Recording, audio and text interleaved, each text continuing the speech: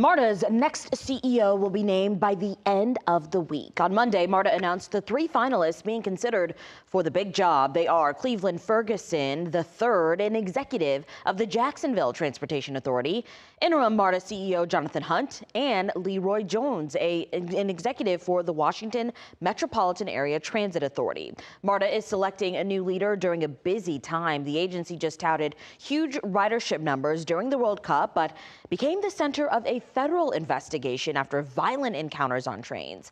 Major projects are also delayed, including new trains that were set to go into service in June.